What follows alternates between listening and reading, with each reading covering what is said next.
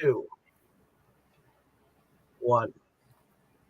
Hello, ladies and gentlemen, and welcome back to another exciting film journey here on Inside Movies Galore. I am one of your hosts, but today we are continuing our March Madness as we continue with a masterpiece that was brought to our attention by our good friend Brandon, and I guess uh,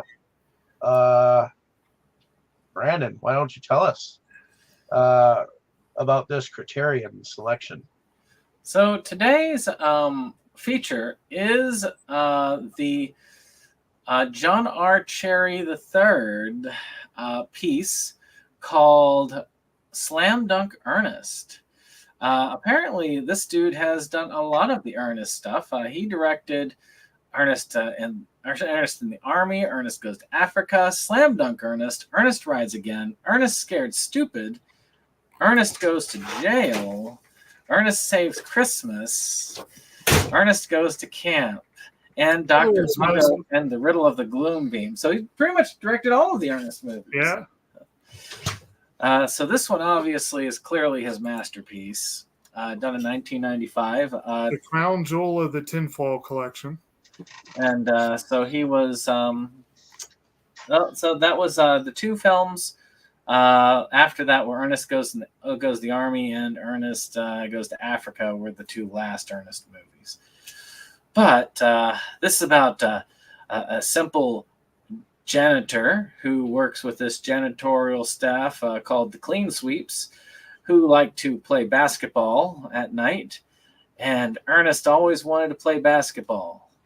But the god of basketball has taken an interest in Ernest and is going to, by the way, played by Kareem Abdul-Jabbar, has decided to... And actually, it's the archangel of basketball, yes. Sorry, the god of basketball is the one that was yelling at him. But has decided to take pity on him and give him a chance with some magical sneakers. And that is Slam Dunk Ernest. But I know my history of it, but what about your history? So, Dave, was this your first time watching Slam Dunk Ernest? It was. When Ernest came out, he annoyed the fuck out of me. Right off the bat. In fact, I felt about him the same way I feel about Will Ferrell. He just had way too many antics that were cringe, and to me, I just could not watch a single thing of his when he was a craze. Nowadays, as I'm an adult, I can stand him a little bit more. And I guess, in a sense, I can see why people would like it. Look at his stuff as a little bit nostalgia now, because it's been a while, and I guess I know a whole bunch of people, including you guys, who think of him as a staple of comedy. So, that being said, I didn't mind this one. His antics in here were a little bit more cartoonish, and they were a little bit more standable. And I actually didn't mind Kareem Abdul-Jabbar's acting in here. It wasn't that bad, and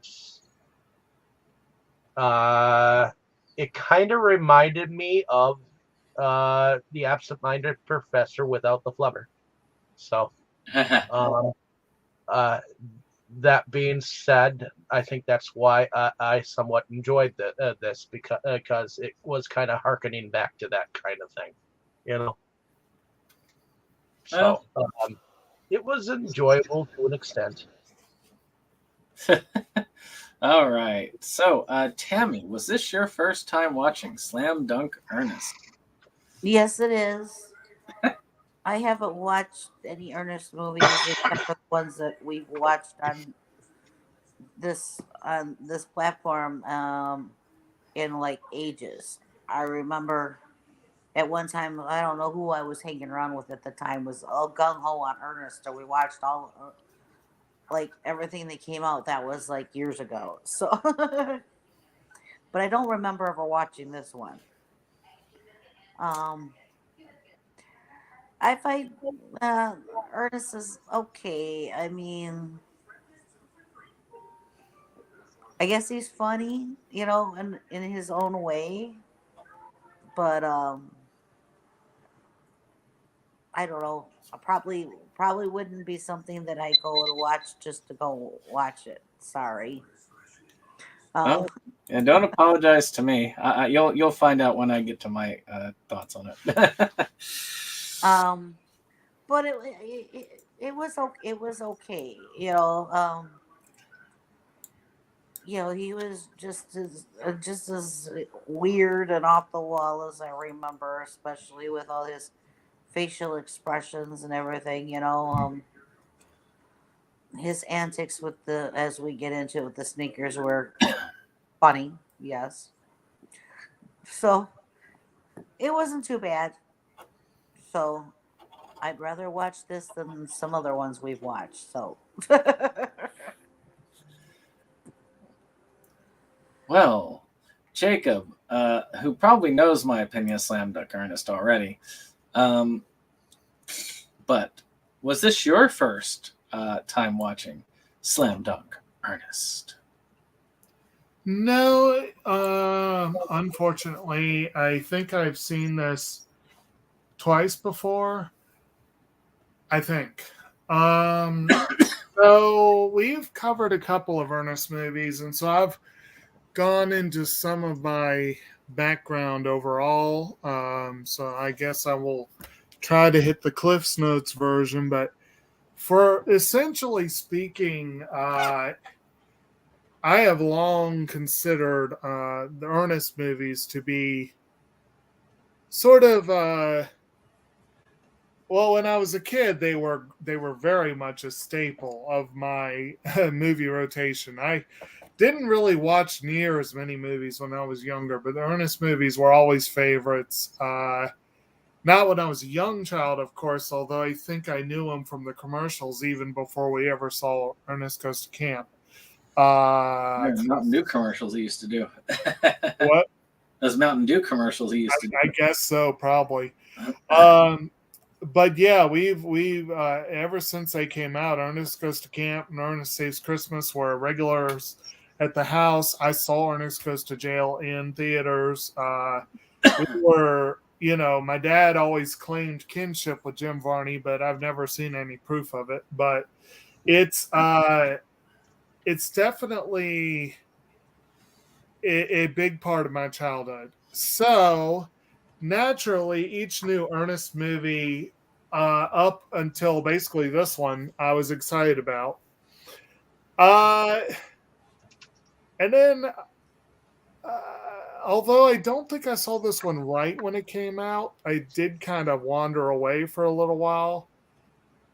And Ernest, I can't swear to it even today that I've seen Ernest in the Army. I'm not even sure I have. But you're not missing anything. This one and Goes to Africa, I saw both of them, and I was like, how the mighty have fallen. And this one in particular was painful to watch the first time I saw it. Each time I see it, it's slightly less painful for a couple of reasons. One, Ernest now for me is like comfort food, but like whereas something like The Princess Bride is like a high quality comfort food, this is more like junk food. The Mountain Dew of comfort movies. Although I will say no. Ernest Saves Christmas is more like eggnog. That's a higher level. But so this one, it's less of a slap in the face to me in terms of being an Ernest fan than it was the first time I saw it. It has components that were probably ill-conceived at the time and did not age well. And I have a feeling Brandon will be commenting on some of those. It could be that we all are. But this movie is... I can see why they didn't push to make it a theatrical release. Apparently, it was produced to be a TV movie on ABC, but they did give it a small theatrical release. But it was considered basically a straight-to-video movie, you know. And then everyone after it was basically straight-to-video, because this one essentially killed the franchise as a theatrical brand. It's rough. But this time around, I did watch it after having a couple of beers, and I watched it having seen it before and having my expectations appropriately ratcheted down to ground level. And when your expectations are ground level, it's easy to be impressed, especially if you're a little bit toasted. So I actually enjoyed it more this time than I ever have before. But it's still a very unfortunate chapter in the Ernest movies. It's still cringe and objectively bad. But I found more good in it this time, I suppose. Well, let's. So I guess it's my first impression. I will say with Ernest movies, really there are only 4 essential films for Ernest. Ernest Goes to Camp, Ernest Saves Christmas, Ernest Goes to Jail, and Ernest Scared Stupid. Any of them after that, you really are just, you know. Yeah, I mean, Ernest Rides Again wasn't too bad. And Ernest Goes to School has a weird cult following, which I still don't get. But I remember, like, the Ernest movies, they have a nostalgic feel for me because I watched them a lot as a kid. Well, I mean, I watched those 4 a lot as a kid, mainly the first 3. Because those are the ones that I got to see all the time. And so I was just, walking around the Walmart, late at night. And I happened to notice an Ernest movie I'd never seen before in the $5 bin.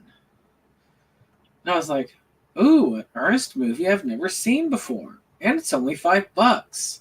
I can't wait to see this. I was, to say I was disappointed is an understatement. And I did something I rarely did, even back then. I actually thinned that sucker out of my collection as soon as humanly possible. I thought it was horrible. Still to this day, I think it's the worst of the Ernest films, though Ernest Goes to Africa comes really close. I got it again in my collection when I got the Ernest collection sets, which the 2 volumes have all of the collected Ernest movies that are not those 4. And I'm glad that I have it because it is a piece of history. And I was curious about it a while back because watching What Movie Won, he mentioned it several times. It is his favorite Ernest movie. And I'm just like, really? It's got their own kit. So I was glad to get the excuse. I also said, you know what? Because I have to deal with sports movies all month long, I will punish you all for making me do this. By putting in Slam Dunk Ernest. Know what I mean? But it was also good to give myself a second chance with this film because I had not watched it a second time. And I agree with Jacob. Knowing what I know and coming to it prepared, I was able to watch it without retching. and enjoyed a couple of bits. Okay. What year did this movie come out? 95. And how old are the other ones that you were talking about? The four. Scared Stupid, I think, came out in 94, didn't it? 93 or 94. Let's see. Ernest Scared Stupid was 91. Was it 91? Are you really? Yeah, Ernest Rides Again was 93. Then Slam Dunk Ernest was 95. Ernest Goes to Africa was 97. And then the last Ernest movie was Ernest in the Army, which was 98. And if we go all the way back to the beginning, Ernest Goes to Camp was 87. Yep. And Dr. Otto and the Gloom Beam was 85, which was technically the first film appearance, if you don't count the Hey Vern, well, you know what I mean, Vern, It's My Family album. Well, I was just curious because you were talking about, your childhood. So I was trying to figure out when the first one was to figure out when it was that I started watching them, Yeah, Ernest Goes to Camp was the first. Saves Christmas next. The first one I would have been about 15 years old. Also, the show Hey Vern, It's Ernest aired in 88, I guess. Yeah, I was big into the show. I watched that in Pee-wee's Playhouse back to back as a kid. Yeah. So I was just trying to figure out who I would have been hanging out with and how old I was that would have been so gung ho on all these Ernest movies. Whether you were old enough to be drunk or stoned when you first saw them. I probably was, believe it or not. I did most of my partying in my youth. So. So that was but that's an interesting little Ernest fact rundown. Yeah. But I guess we'll get started with this. I swear, even the start of this film, even like the opening thing, which looks like an MS Paint document, tells me that this probably was not going to be a movie of quality. Again, ABC TV movie from the mid-90s. The bar is already set kind of low. Yeah, TV him over on the other fence of Tool Man in Home Improvement, and not that far off from being that nosy neighbor. I only caught the second half of that. What? Stick him on the other side of the fence next to Tim Allen's Tool guy, and put him on the other side of the fence there. That neighbor always seemed to wear similar clothing to Jim Varney. I could see Wilson and Ernest shopping at the same stores. They obviously went to very different schools. Yeah. Definitely. So with that, you've got also this is on Prime. So if you want to stream it, you can stream it on Prime. It was I'm on sorry, Dave just put an idea in my head now, and now I'm sad. Because Home Improvement was an ABC show that was huge at the time this came out. They never had Ernest on as a guest. Wouldn't that have been awesome? Yeah. We have the one person who's a bigger disaster than Tim. That would be great. We watched it on Tubi. Yeah, so it's not hard to catch, which is surprising, because you'd think they'd bury this one, but no. Alas, they did not. One of the things I think of when there's one particular clip that I think of when I wonder about why they wrote this film. And if you do drugs, you go to hell before you die. Please. Also on TV during the 80s. But any case, we start with a shopping. Wait. I'm trying to figure out exactly how that jobs with this. Are you saying that if you do drugs, you're forced to watch this movie. No, I think anybody who made this movie was on drugs. Well, I was just thinking, like, because this was also the era of after-school specials. It wouldn't surprise me. And the war on drugs. Stupid ass thing that was. But anyway. It would definitely not surprise me if it was. But so we start with a shopping mall. A very nice shopping mall, something that most people would be familiar with in the 90s. And as we do so, we have the cleaning crew getting ready. And of course, and this little boy also looking at these sneakers. So you got a whole bunch of little things going on. You got introductions to almost all the characters. Ugly ass sneakers. You got the ugly sneakers, and you got the dude basically enticing little boy. You feel That's like the Kanye joke. He's trying to get him like to steal it. Then you've got the lotto ticket girl, which is the love interest of Ernest, who wipes her snot on her shoulder. Actually, from what Brandon's told me in the past, I have a feeling you despise that character because she very literally is all about the money. Yes. And then there is, of course, Ernest and the cleaning crew, the clean sweeps, which is I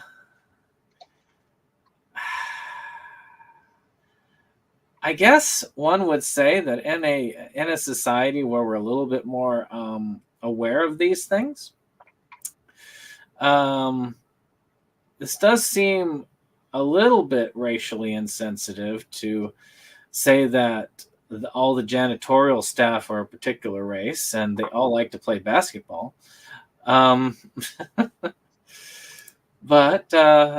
we have a variety of interesting characters there. You got the kind of pseudo-religious one. You got the leader guy.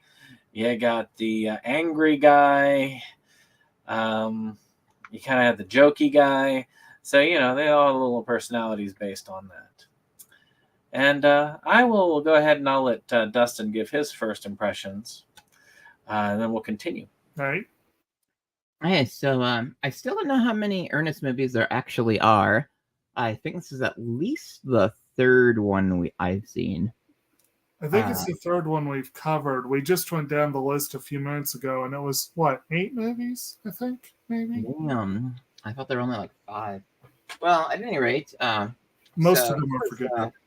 It was kind of a bizarre ride, and some of it seemed a little... Some parts of this were weird, even for an Ernest movie.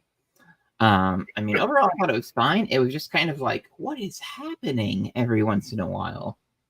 And I'm pretty sure there was like an angel versus demon, like literally thing going on. Because at the end, I was like, wait, what? So I don't know, quite a mixed bag. I didn't hate it, but I was also kind of I was a little more neutral on it. It was like I was more so just kind of like, wow, look at him go, like the whole time. So it was I don't know, it feels like this is probably one of the lesser Ernest movies because I never really hear anyone talk about this one. So would that be an accurate assessment or? Yeah, as I said, there's about 4 main ones, and then the rest are kind of like, okay. There's a lot of weird stuff here. So. Yeah, weird is an understatement. Oh yeah. Yeah. But we also have a flashback. I guess we'll get back to the whole of it. We also have a flashback with Ernest as a child, and it's pretty out of nowhere. He's unfortunately having to. He gets the basketball, and they keep telling him, "Don't shoot, Ernest. Don't shoot." All the bully type kids, and he tries to shoot, but it definitely doesn't work out for him. Matter of fact, it goes really badly for him. And the same thing happens here, is that apparently as soon as these guys leave, our janitorial team goes right into practicing basketball because they're in the city league or something like that, and they're trying to do well. And unfortunately, Ernest gets the ball and he decides to shoot, which just makes a huge mess of everything, nearly causing them to lose a lot. But on the other hand, him doing this, Ernest decides he just takes the whole blame for the whole thing, which he should anyway, because he caused it. Well, and they think that they owe him for doing that. And it's like, that's a real stand-up move, standing up for the stuff you did. But because he stood up for them, he was allowed to play on their team. And that is the initial setup. So what do y'all think of the main characters here? Because there's a whole lot of characters. They just throw them all in. And what you see for the most part is what you get until Kareem Abdul-Jabbar comes in later.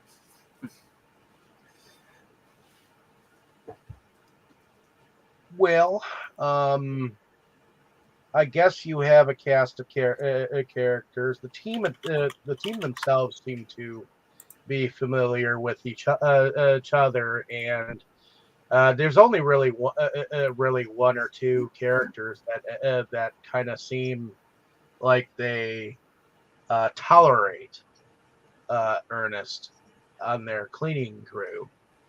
Yeah, they all tolerate him. Well, except for the stereotypical angry black man. Well, even he tolerates him as long as he doesn't try to be a basketball player.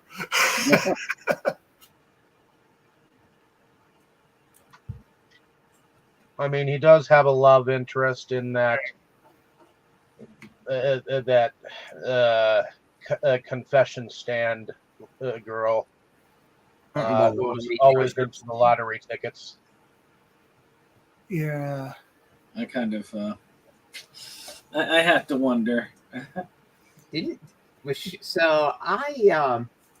My eyes kind of unfocused after a point, and like suddenly he had like a girlfriend in like a fancy outfit. Was that actually her, like transformed? Yeah, that was basically later on. They kind of seduced her with power and money, and she became what she became there. Oh, that's sad.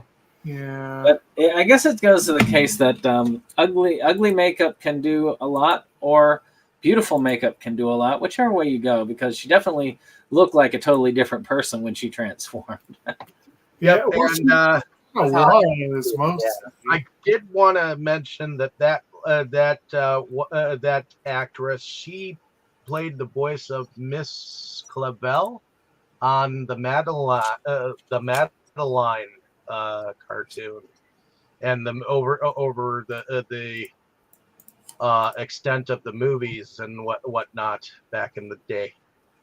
So yeah, she definitely looked a lot different with that makeup on and the dress and everything. Apparently played Moira McTaggart in X-Men Evolution. Looks like she has an extensive voice acting list, although a lot of it's kid stuff, but a few of them are notable records there. It was hard to believe it was the same person. Yeah. Yeah, and it's like at first I admit that was one of the more annoying aspects of the movie. Is that when she's first introduced, yeah, she's a bit of a slob and she's not that appealing, but she's already obsessed with winning money. Like, she's obsessed with those lotto tickets, which probably is, she probably has an underlying already obsession with money. So, you know, it's like the guy just teased it out of her. But Well, other she's got a totally nerdy look too. right. Well, I'm going to say, what I was going to say was she was a very pleasant and sweet person, and of course, Ernest had a thing for her. You know, he's good enough. You know, and like I said in the comments, when the guy said that, man, she's out of your league, I'm like, that was just cruel. That was bullying, because like, this girl is out of your league. Who do you think he needs to be aiming for? You know, it's like, and I admit Ernest is no catch, but he doesn't need to be going to the bottom of the barrel, I would assume. Well, you know, I mean, I think that she would be in his league at least. That's what I was saying. But But I do feel that while theoretically her makeover got her out of his league, they really did turn her into a rotten, corrupted person. And I'm like, wow, she must have not had much there before. I just felt, I really felt bad for her. And bad for Ernest that, you know, this was probably his best chance at love, and, you know, no, probably not somebody wants to go for. well, yeah, I feel bad that that happened. What did y'all think of the actual basketball players? I thought the guys Um, were. I thought the guys were good. I thought they played good ball and looked like they were having fun, and you know, looked like they were playing as a team, and you know, I know that they weren't trying to be mean to Ernest. They just knew that he could not play like them and could not, you know, could not fit in that sense as far as the basketball playing would go, you know. But they didn't know how to, you know, they were trying to be nice, you know. You could tell they Yep. were losing patience a little bit here and there too. Well, yeah, especially since he kept cheerleading for them on the Oh, side. jeez, that was cringe. Made real lemonade, guys, with real lemons. Well, like the main guy, the guy who not only he's, I guess, the guy who owns the company and he's everyone's boss, but he's also like the captain of the team. Barry. I don't know if I don't know if his name is pronounced Silk or if it's supposed to be. I'm guessing Silk Cozart, but it's a C for both. But he he's a good guy. Like, as the series, I mean, as the movie goes on, it's clear that he has lost his patience because Ernest starts showboating and all this stuff, and his kid is turning into a little. And he becomes sort of the stick in the mud character for part of the movie, which is unfortunate. But I would say overall he's a good guy, and if he wasn't who he was, one, the team wouldn't be as good as it is, and two, Ernest would have been out on his ass months ago. His backstory is pretty simple. He dropped out of high school, and he thought he could play ball, but ended up because he left high school, he ended up missing his chance at college ball and the NBA.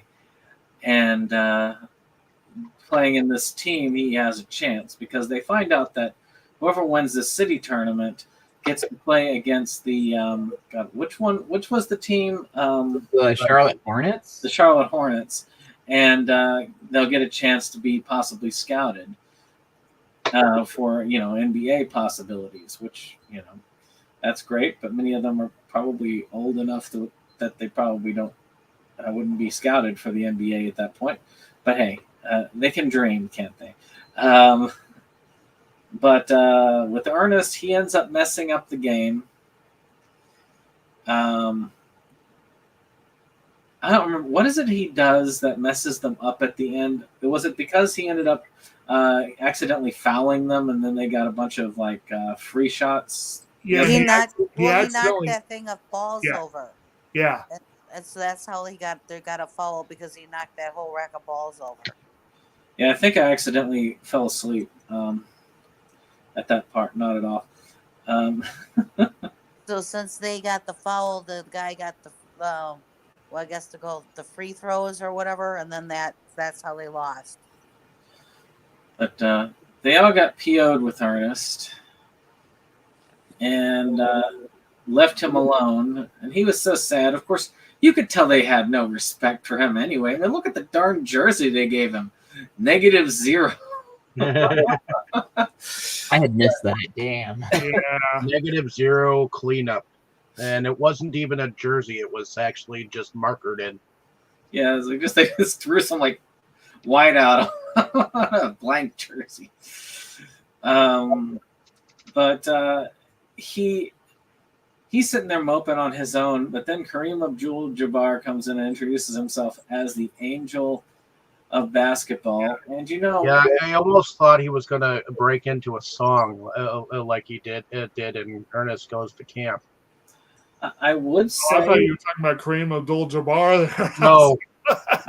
I would say that I think Ernest Goes to Camp was the only time in an Ernest movie he actually sang a song. I think you're right. Which is sad because that one in my opinion was a really good song. Yeah.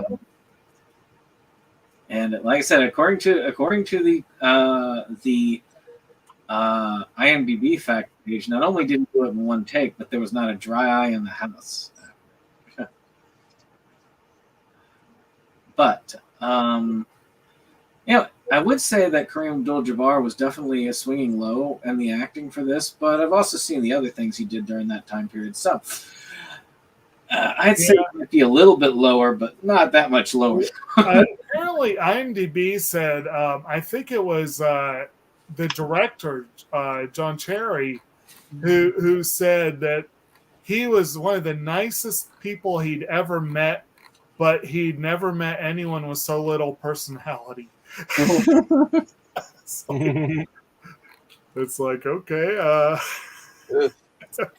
Okay, here he goes. He says, he's a nice guy, but I've never met anyone who had no personality. None. Yeah. He was... And looking at the comments on IMDb, apparently a lot of people thought that he was a little stiff in his appearance. Yeah, I thought it was an amusing cameo. He was serviceable for what he was asked to do. Yeah, exactly. I mean, I did like that. He was like, really? Him? Crown. The thunder in there. Now, his antagonist in this one, Mr. Moloch, is played by Jay Brazeau. Jay Brazeau is a veteran character actor who's been in some really good films over the years. And he is actually, I thought he was one of the more fun aspects of the movie. He was fun. He knew what he was doing. Right. He knew the character that he was playing, and he really, really hit on it. And I'm not really sure why, but I feel like I maybe it's because I just happened to see a clip of him the other day. For some reason, he reminds me of Dr. Phil somehow, and I don't know why, but that seems appropriate to me somehow. But after giving him the shoes, Ernest finds out that the shoes definitely have a life of their own. Oh, yeah. And he ends up being late to work because they make him go to the basketball court to shoot hoops. Yeah. About that, I gotta say that was one aspect that I thought was very poorly written and executed.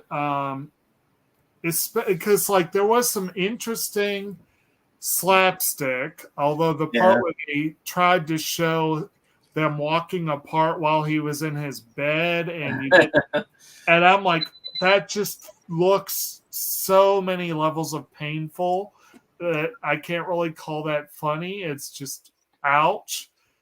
But while sometimes what the shoes do makes perfect sense story-wise, especially at the beginning, you really get the feeling that they're just screwing with him.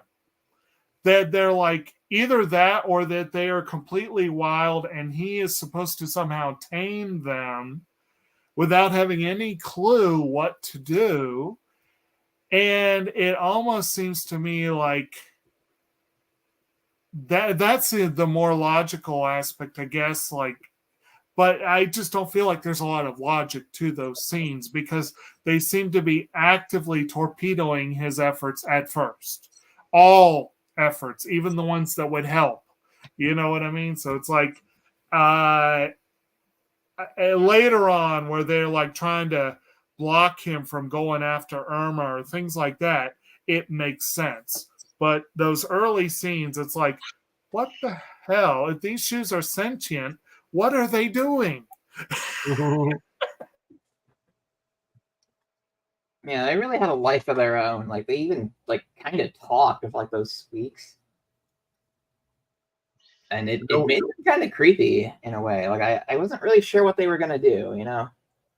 The way they talked reminded me of the way the donuts talked in Attack of the Killer Donuts. Well, I mean, or what is it? There's another movie that you guys thought that Attack of the Killer Donuts reminded you guys of. like Attack of the Killer Tomatoes. Yeah, Attack of the Killer Tomatoes. Yeah. We need to. You know what? Actually, what year was that? I don't think. I think it's too young. Yeah, for the 50 year, but it's close though. I'm actually wondering if 50 years was too short a window if we were talking antique films, but still. Actually, you know what? Sad thing is, Attack of the Killer Tomatoes is literally only 4 years out from 50 years. So that's 78. Yes. Wasn't Return of the Killer Tomatoes 88? Yeah, it took a while before they actually. Yeah. But those are their. That's a thought for you, though. You were talking about what was it that Hey Vern, It's My Family album? Was it? I looked at that briefly. Wasn't that 84? Yeah. That one actually, Hey Vern, It's My Family album was technically the first Ernest film. Yeah. But that's what I'm saying. That came out in 83. So technically speaking, the Ernest franchise is now 41 years old. Ooh. Yeah.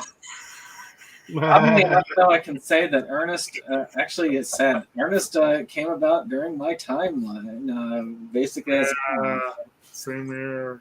But, and theoretically, if I had watched those, I would have started watching them at age 4. So theoretically, I would have a shot at remembering them even back then. You know what I mean. Roll mine. Your dad like Ernest? Oh, my father loved Ernest. He was obsessed with Ernest Goes to Camp and the Turtle Paratroopers. He just loved that scene. Okay. But I don't think he would have liked this film. Matter of fact, I know he wouldn't have, which is why I never showed it to him. I think, like many of us, he kind of didn't do any Ernest stuff after Ernest goes to jail. After that one, I think he stopped watching it. But yeah, those shoes were kind of weird. They haven't had little eyes on them on the ends of the shoes. Yeah.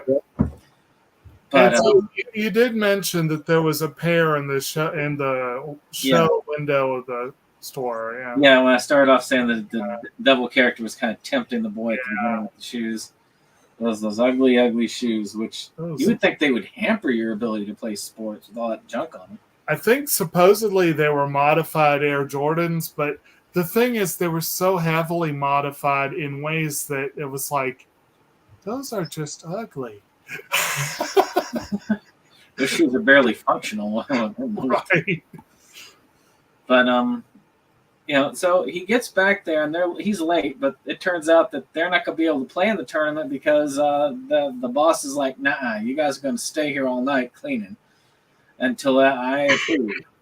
So Ernest takes a hit for the team, which gives the team a much happier note because they're like, yeah, good, we don't have to deal with him. Yeah. And he's gonna try and save our asses, which I don't know. After the last time he helped them, I'm not sure I would trust him on his own. But I think they were pretty much resigned to, oh well, you know what?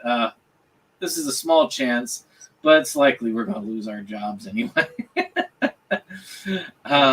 But yeah, he said the mall manager was a grade A dick. Yeah, I'm dressed like a Nazi stormtrooper.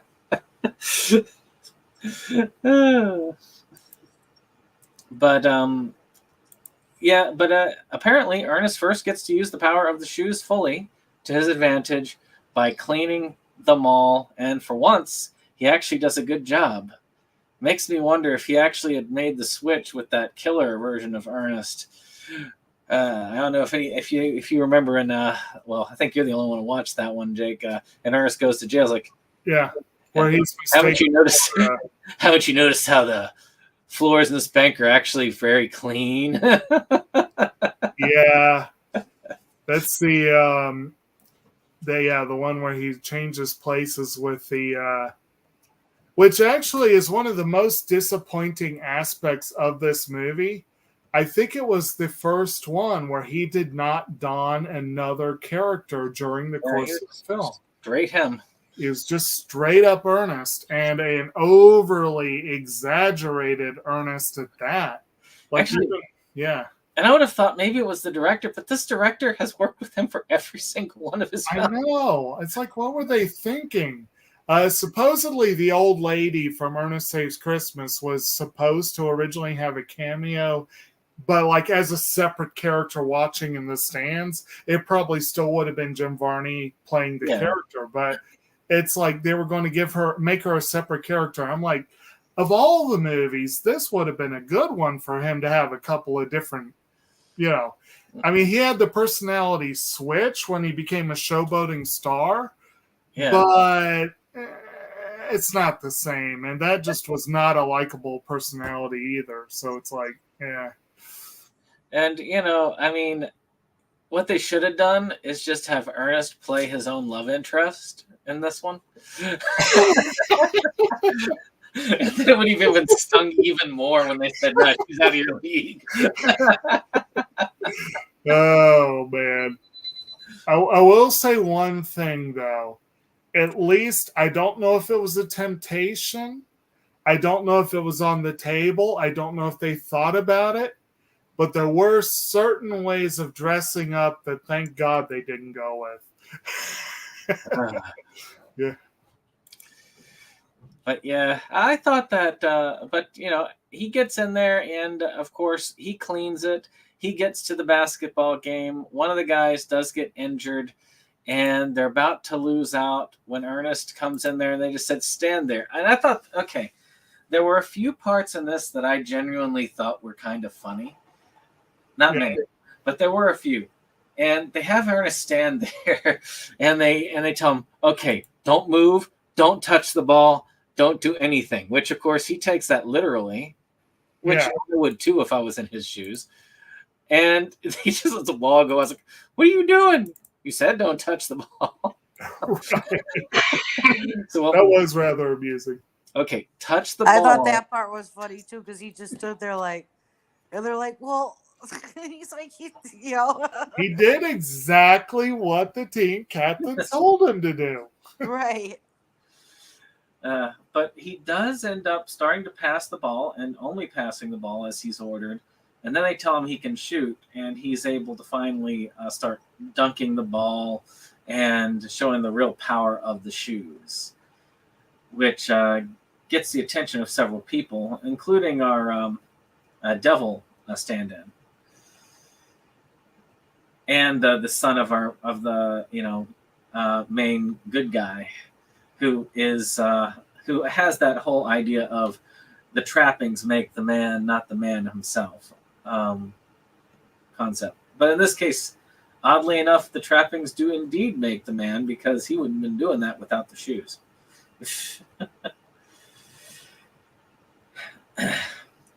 But everybody seems to be really happy about that, the first game. Except for maybe the main dude. The rest of them are like really ecstatic about that. And that doesn't change until later on when Ernest ends up being basically the only one playing for the most part. And they kind of get like tired of that. I do have to wonder about that characterization. Was it TJ who was like the really confronted, what's the word I'm looking for? Confrontational character. He in particular seemed to want to really shine on the court. They all did. They were a well-oiled team, and they worked really well together as a team. But they also really wanted to, each of them wanted to impress. And I think that one in particular really wanted to impress. They were all really quick to go, yay, Ernest, you're awesome. And they all kind of became his cheerleaders for a while, except for Barry. But I'm like, some of these guys would not have gone from being absolutely almost bullies, borderline bullies, to being cheerleaders just like that. Because Ernest is taking their thunder away even while making the team do better. No, So this movie does on several levels fail at basic psychology, but I think at the beginning they were just looking at the idea that they won and they were getting a step closer that's true to the NBA. They weren't. I don't think they were thinking about it that way at first. I think it took them a while to remember. And of course, keep in mind in the early game he did a lot of passing. Yeah. And only I guess I'm thinking a little more like when the announcement came through that they might get to play against the Hornets. That I would have thought would have fired up the competitive spirit on all of them a lot more than it did. I don't know. Maybe that was just my read on it. But now I get a little foggy in the time between this and the other. So when did the guy seduce Lottery Girl? When did that happen? Oh, that early. Had to have happened after the first game that because she told him that she was there to. Because I know that they had a little bit of a moment there where he was cleaning up by himself, and she was saying, "Well, I don't really care for basketball. I only really watch it if there's somebody worth watching." And she was clearly indicating him. Yes. At the time, and it was clear that there was at least one game that she went very much for him. There might have been a couple, but I'm almost sure that guy approached her very quickly after that.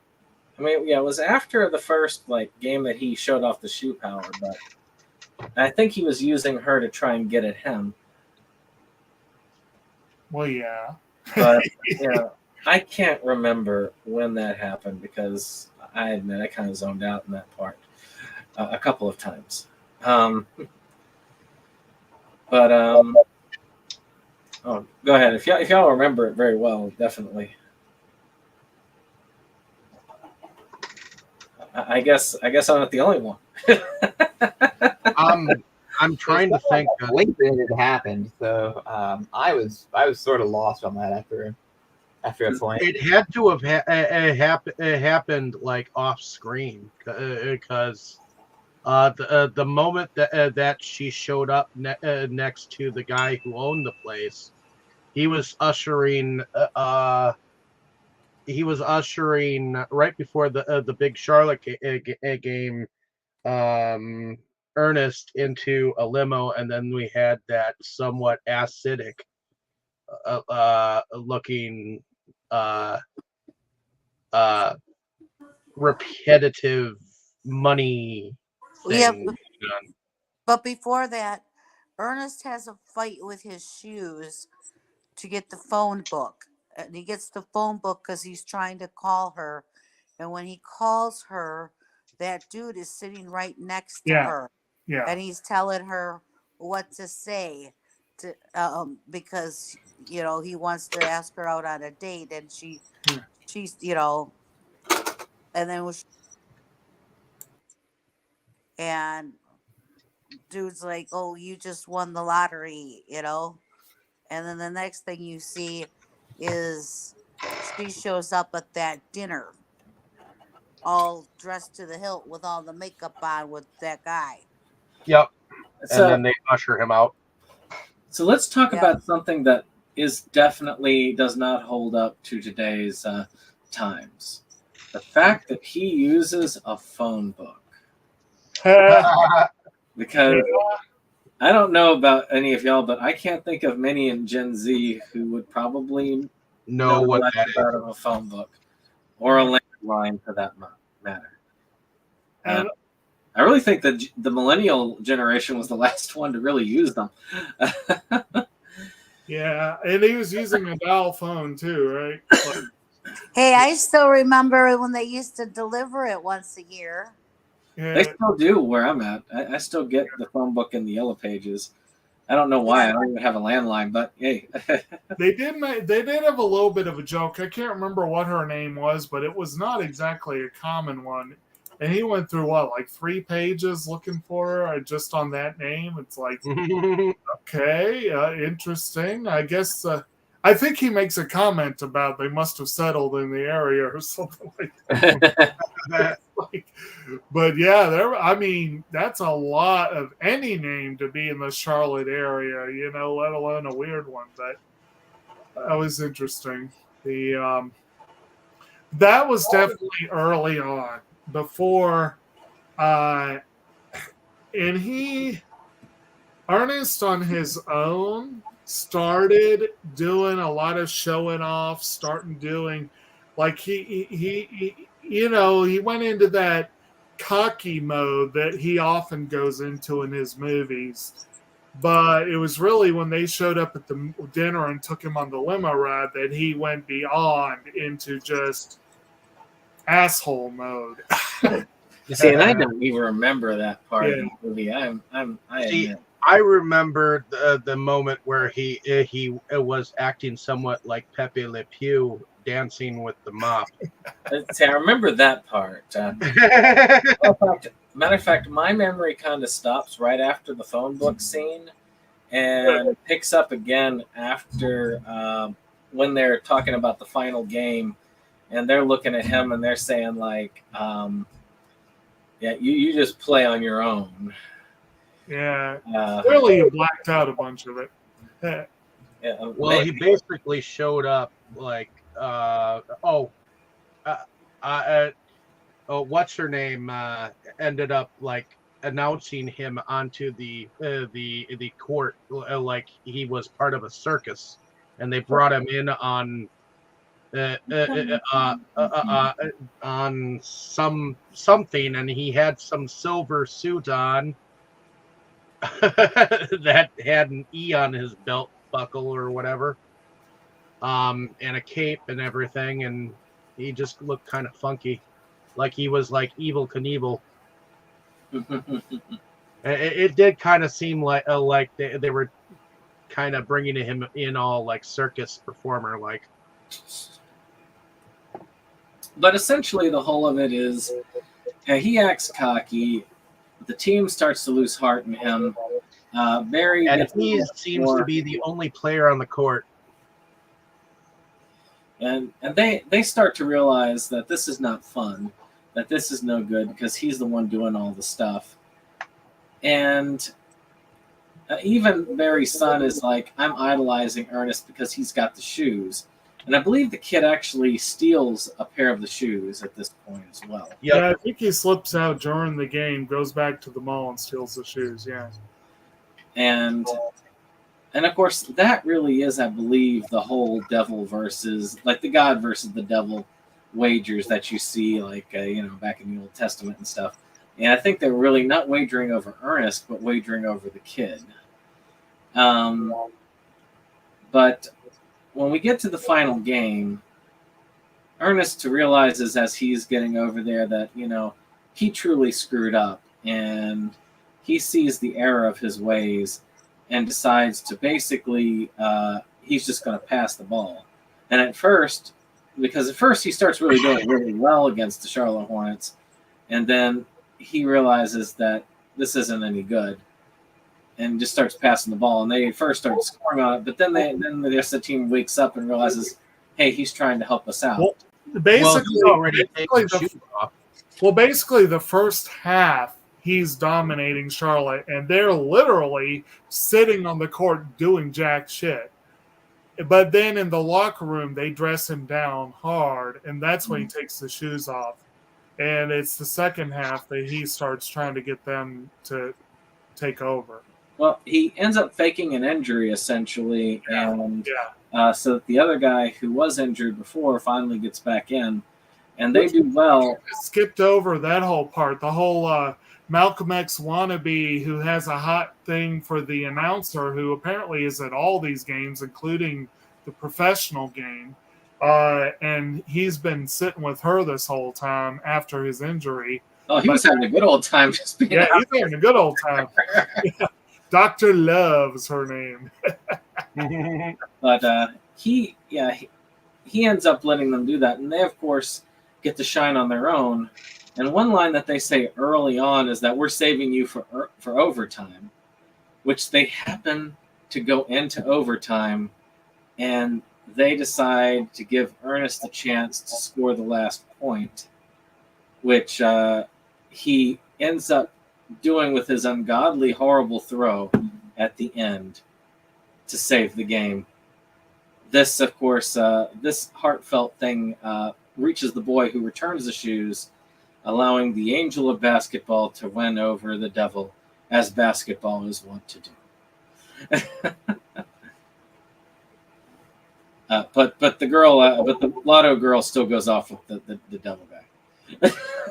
Yeah. Oh boy. Yeah, so Ernest doesn't get his love interest.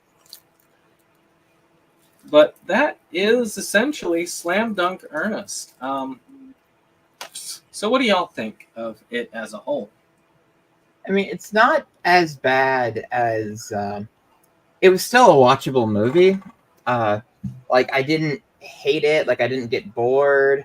I did sometimes get mixed up as to what the hell was going on, but otherwise, it really was. It was like serviceable, I guess is the word I would maybe use. So it could have been a lot worse. I as well didn't hate it. Yeah, I mean, it was made.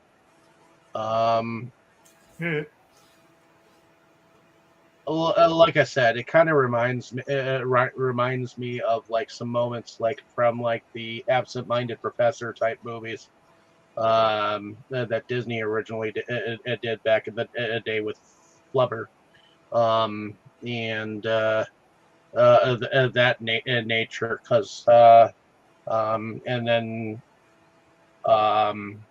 had kind of that God versus devil thing going on in there, and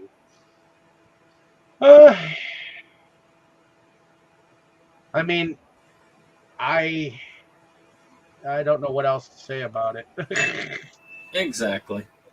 I would say the wager for the boy's soul was one of the more interesting aspects. They could have maybe done it with a little more finesse, but it was an interesting concept.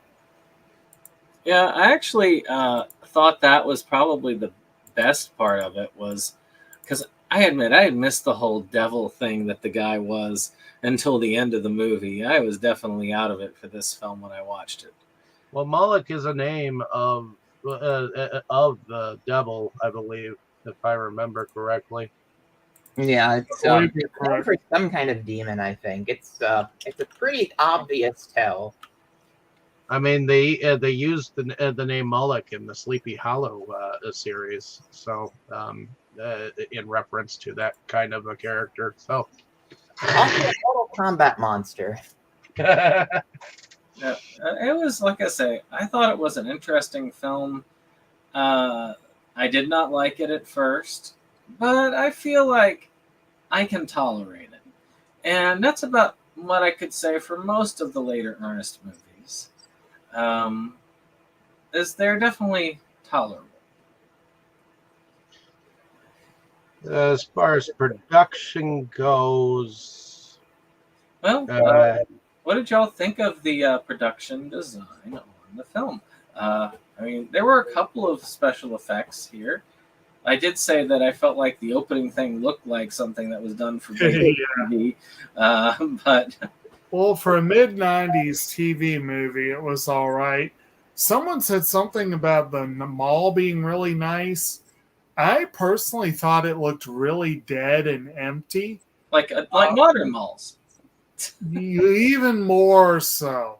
Like, now granted, and this may have been a function of the budget. This may have been fully intentional budget-wise, that because it's a night cleaning crew, they were able to do most of the action when it would be dead and empty. Yeah. That makes sense. But even by that standard, it still looked pretty freaking dead, empty, and just the mall looked like a place that was on its way out, which is the case for any mall that's still around today. But in the mid-90s, they were still going strong in a lot of places. Oh, shoot. The 90s, the malls were almost at their strongest. Yeah. They didn't start to die until, really until the late aughts. I would say the late 80s to about the mid-90s was like the peak for malls, pretty much. Yeah, because the malls didn't start to really die until online shopping took over. And that really didn't reach its zenith until the mid-aughts. Yeah. I mean, it was available in the late 90s, but I don't know about you, but they had Didn't plateaued. work particularly well. Yeah, a lot of people didn't have the internet yet, really. Yeah.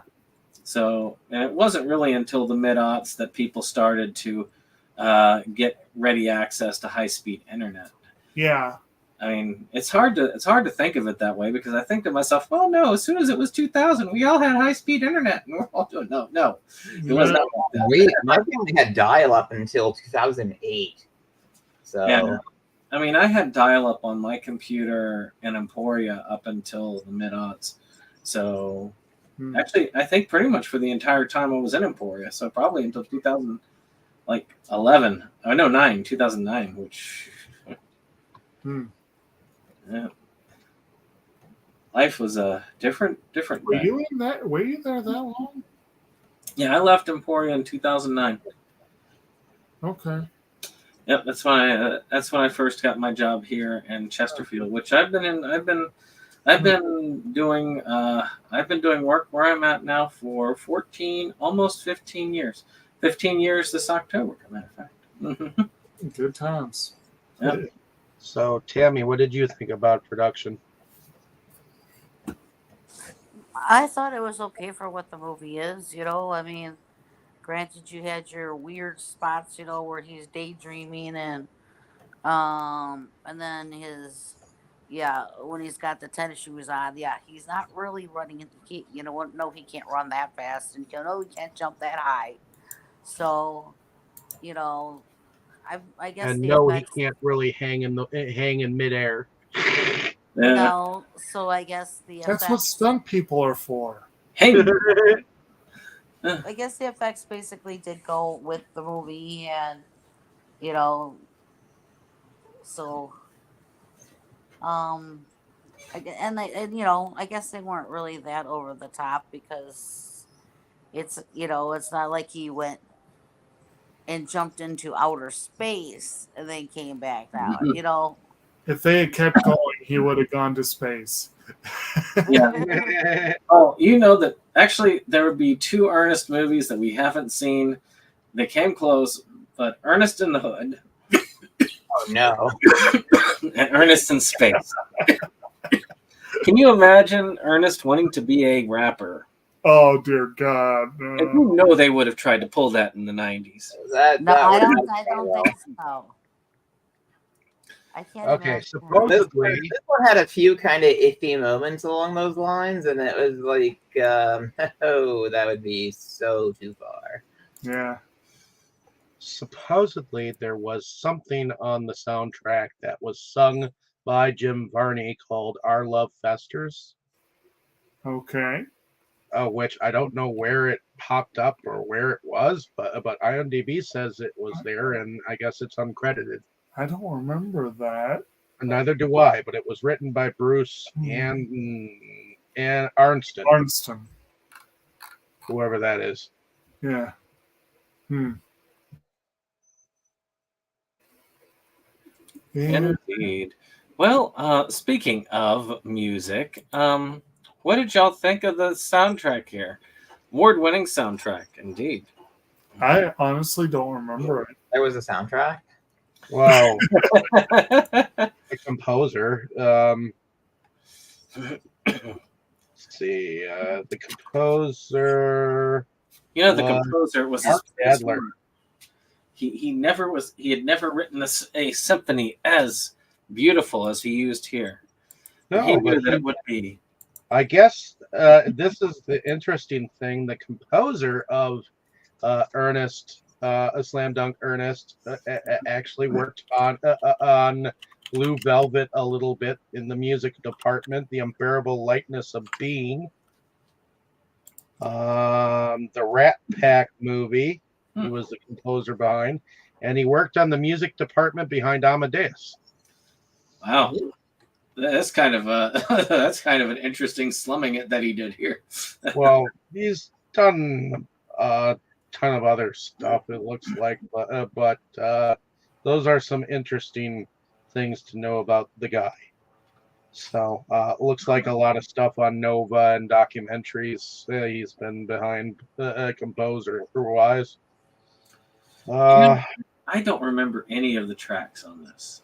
Do y'all remember? I mean, Dave, you've been looking up the guy. Do you remember much of the music in this? No, I do not. But he was a composer behind the Flowers for Algernon remake, which had Matthew Modine in it. Which you guys will know the Flowers for Algernon movie as Charlie, which we covered once before. Yes. So, but other than that, the reason why I mentioned that is because Matthew Modine was in the movie Fluke that we just recently covered on Delusions of Grandeur. So he also was in what was the one? It was Oppenheimer, wasn't it? The big one from last year that he was in. I think that was it. Anyway, a slightly different film, slightly different quality level. Yeah, I'm really gonna have to see that. There is a direct Chris Nolan connection because our Mr. Malik, Jay Brazeau, was in the film Insomnia. So, like I said, he had a very interesting resume, both highs and lows. But anyway. Well, I guess that is everything that we had for that. So why don't we go with your favorite scene and favorite Ernest movie, just as a fun thing, because y'all have seen a few now. God help you if this is your favorite. But we'll start with Jake. Obviously, this is your favorite Ernest movie, but what was your favorite scene? Well, favorite is such a strong word for this film. If I had a favorite, I think we already mentioned it. I'm just trying to remember what it was.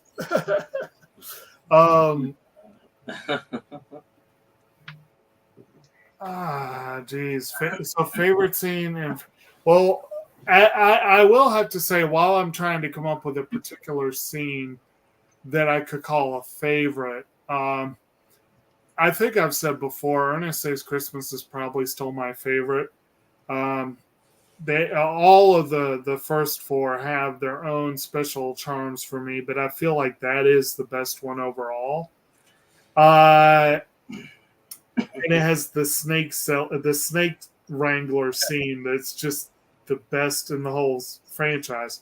But as far as this one goes, the scene where the guy asked him to not touch the ball and don't move, and he didn't touch the ball and didn't move, might be my favorite moment. I thought that was pretty good.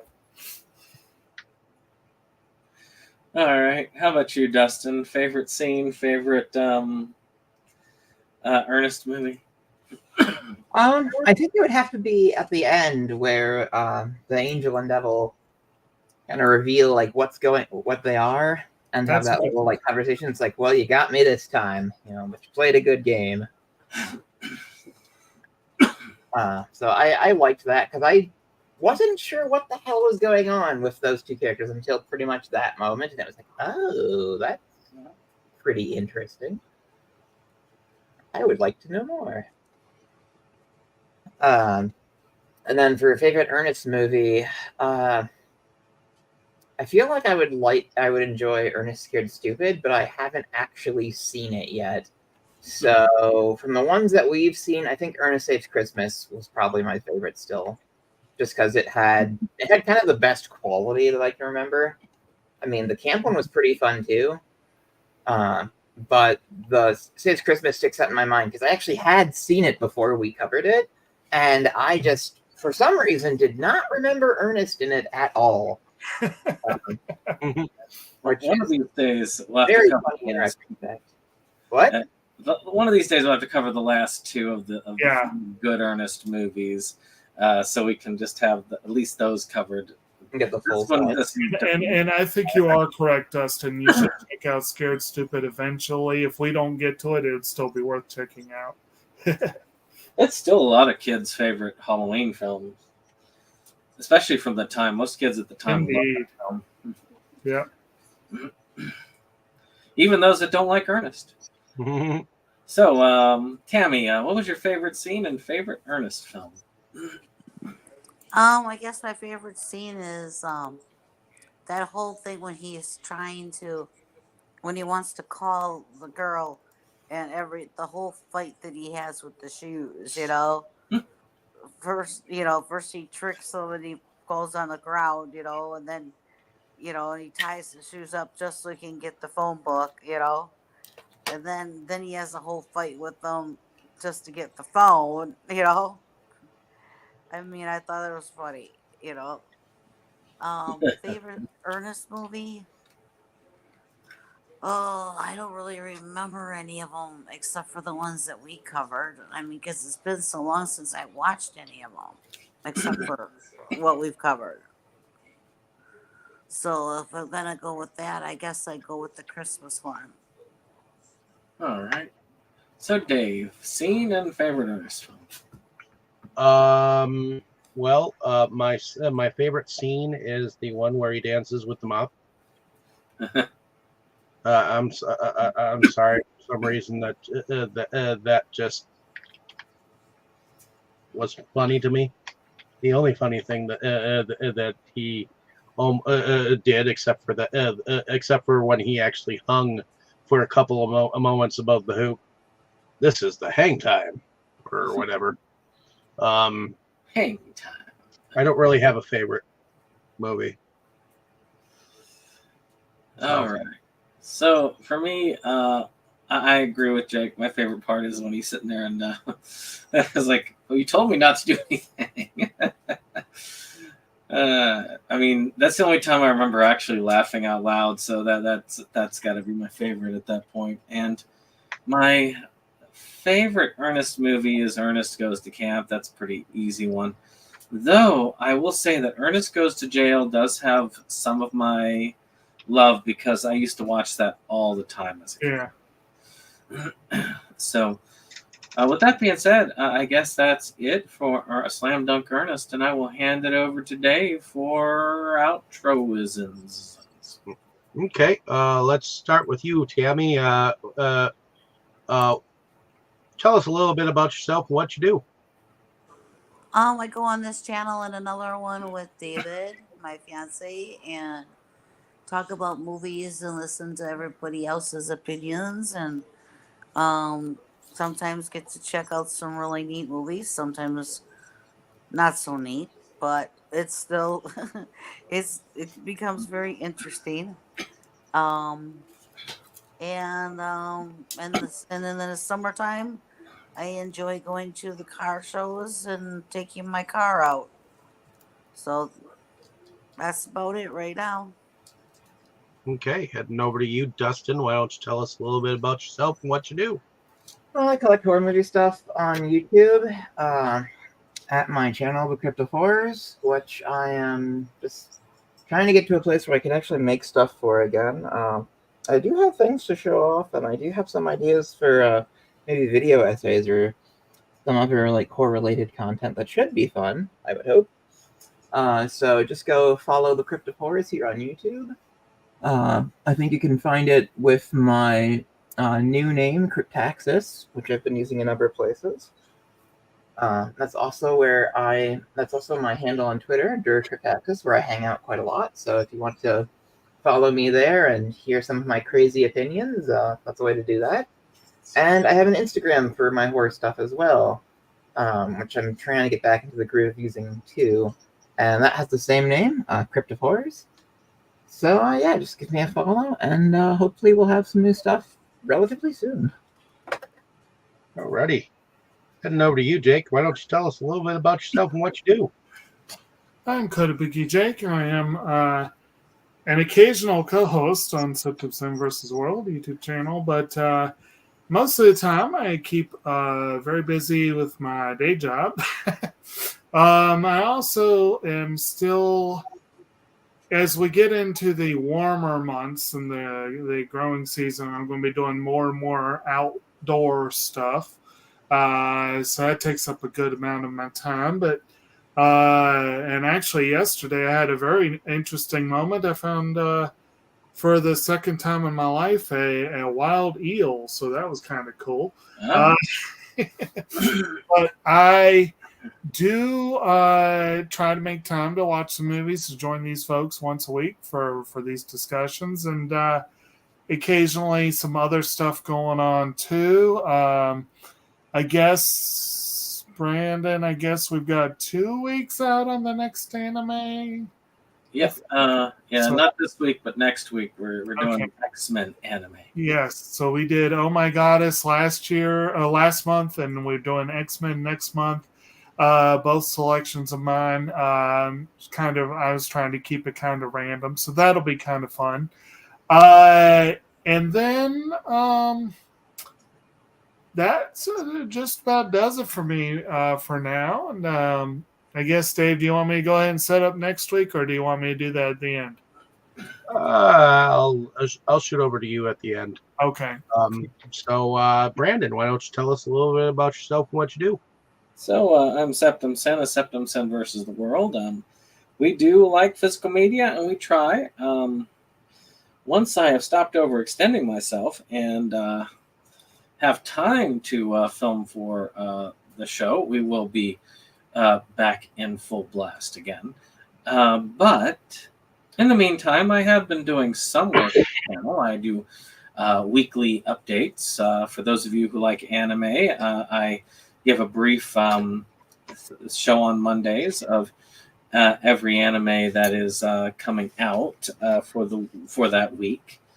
This week, for instance, the release of Urusei Yatsura, the season 1 and 2 of the new series that came out, is out, and it's the only anime released this week. So that's going to be interesting. Also, I am doing kind of a spotlight series where I go through my collection and talk about certain ones that have pretty much different things in common. Well, this time it is about Joel Wynkoop for this week. Last week was Phil Herman, so I figured this week has to be Joel Wynkoop because they go together. And so I'll be showing off all the films I have in my collection that were directed by him. And of course, I did complete a film. I have made a film, which several people here are actually involved in, called Amityville Webcam, which is purchasable. Actually, if you click on one of the links down below, it will take you to a store that will allow you to buy it. Also on there is there's a DVD for Philippe's DVD, Boris, and there is actually a newer release this week, re-release of a Blu-ray / DVD of the Shackled Demon Project, which has new cover, and we worked on that, and definitely tirelessly put together.